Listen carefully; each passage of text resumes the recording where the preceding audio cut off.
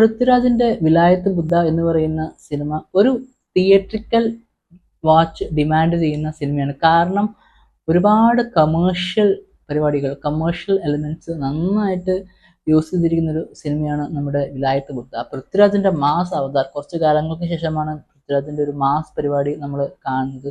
അത് തിയേറ്ററിൽ ആ ഒരു ജേക്സ് ബിജോയിന്റെ BGM കാര്യങ്ങളൊക്കെ വെച്ചിട്ട് നന്നായിട്ട് വർക്കായിട്ടുണ്ട് എന്നാണ് എനിക്ക് പേഴ്സണലി തോന്നിയിട്ടുള്ളത്. ഇന്ദുഗോപന്റെ വിലായത്ത് ബുദ്ധ എന്ന് പറയുന്ന നോവലിനെ ആസ്പദമാക്കിയിട്ടുള്ള ഈ സിനിമ മെയിൽ ഈഗോ തന്നെയാണ് കൈകാര്യം ചെയ്യുന്നത്. പക്ഷേ ഇതിനു മുമ്പത്തെ ഒരു മെയിൽ ഈഗോ ട്രിയോളജിയിൽ വരുന്ന സിനിമകളായിട്ടുള്ള ഡ്രൈവിംഗ് ലൈസൻസോ അല്ലെങ്കിൽ അയ്യപ്പൻ കോശിയോ, അതുപോലെ സ്റ്റാർട്ടിങ് തന്നെ തുടക്കം മുതൽ അവസാനം വരെ അങ്ങനെ ഒരു പരിപാടിയല്ല.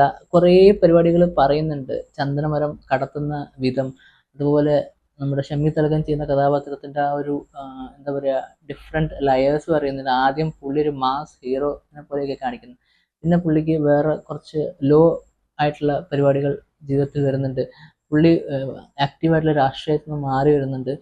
പിന്നെ പൃഥ്വിരാജിന്റെ ക്യാരക്ടറിൽ വരുന്ന മാറ്റങ്ങൾ, ഡബിൾ മോഹന്റെ ക്യാരക്ടറിൽ വരുന്ന മാറ്റങ്ങൾ, പുള്ളിയുടെ ഒരു ഹീറോയിക് ഇമേജാണ് മിക്കവാറും. അടിയൊക്കെ നല്ല സൂപ്പർ പരിപാടിയാണ്. ഐ മീൻ ഫൈറ്റൊക്കെ നന്നായിട്ട് വർക്കായിട്ടുണ്ട്. ഐ മീൻ തിയേറ്ററിൽ സൗണ്ടൊക്കെ ഉള്ള തിയേറ്ററിലാണെങ്കിൽ അടിപൊളിയായിട്ട് കാണും. ഒരു സിനിമാറ്റിക് എക്സ്പീരിയൻസ് ആണ്. ഒരു സിനിമ 2 മണിക്കൂർ 56 മിനിറ്റ് ഉണ്ട്, അത് 3 മണിക്കൂറിന് അടുത്തുണ്ട്. അപ്പോൾ അത് ചിലപ്പോൾ ചിലർക്ക് ചെറിയൊരു പ്രശ്നം ഉണ്ടായേക്കാം. ബട്ട് അതർവൈസ് ഒരു സിനിമ കാണുന്ന തരത്തിൽ, നമ്മൾ വലിയ സിനിമകളൊക്കെ കാണുന്ന തരത്തിൽ കാണുകയാണെങ്കിൽ വലിയ സീനൊന്നുമില്ല. ഐ മീൻ വലിയ പ്രശ്നങ്ങളൊന്നും ഇല്ലെന്നാണ് എനിക്ക് പേഴ്സണലി തോന്നുന്നത്.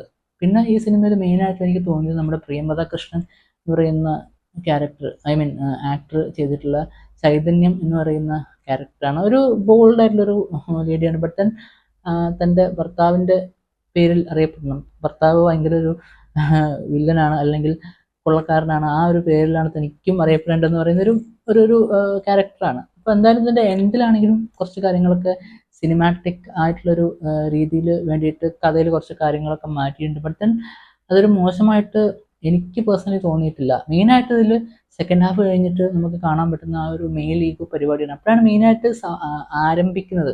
പൃഥ്വിരാജിൻ്റെ ക്യാരക്ടറും അതുപോലെ തന്നെ ഷമ്മി തിലകൻ്റെ ക്യാരക്ടറും തമ്മിലുള്ള സ്റ്റാർട്ട് ചെയ്യുന്നു.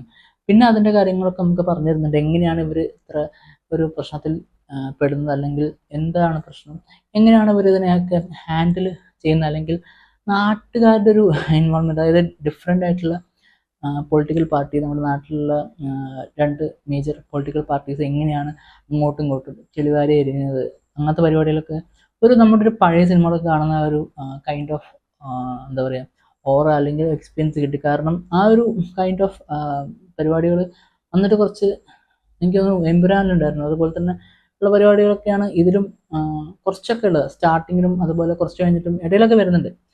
അപ്പോൾ ഈ ഒരു പരിപാടി, പിന്നെ മറയൂർ കാട്ടിലുള്ള അടി, ഫൈറ്റ്, ഒരു ആനയുടെ സീനൊക്കെ ഉണ്ട് കേട്ടോ. അത് കാട്ടാനയുടെയൊക്കെ നന്നായിട്ട് വന്നിട്ടുണ്ട്. ശരിക്കുള്ള ഒരു ആനയൊന്നുമല്ല നമുക്കറിയാം, എന്നാലും ബട്ട് ദെൻ നന്നായിട്ട് വന്നിട്ടുണ്ട്. പാട്ട് ഈസ് നൈസ്. ഒരു 1-2 പാട്ടുണ്ട് സിനിമയിൽ, അത് വലിയ കുഴപ്പമില്ല വന്നിട്ട്. പിന്നെ അതിൻ്റെ ഇടയിൽ വേറൊരു പൃഥ്വിരാജൻ പ്രിയമതയുള്ളൊരു ഒരു ജീപ്പ് മറിയുന്നൊരു സീനൊക്കെ ഉണ്ട്. അത് എനിക്ക് പേഴ്സണലി വർക്കായിട്ടുണ്ട്. എല്ലാവർക്കും എങ്ങനെ എനിക്കറിയില്ല. ബട്ട് ദെൻ ഓവറോൾ ഒരു എന്താ പറയുക, കമേഴ്ഷ്യൽ എലമെൻറ്റ്സ് എല്ലാം നന്നായിട്ട് വന്നിട്ടുള്ളൊരു സിനിമയായിട്ടാണ് എനിക്ക് സിനിമ കണ്ടു കഴിഞ്ഞപ്പോൾ എന്നിലെ ഒരു സാധാരണ പ്രേക്ഷകന് തോന്നിയിട്ടുള്ളത്. അപ്പോൾ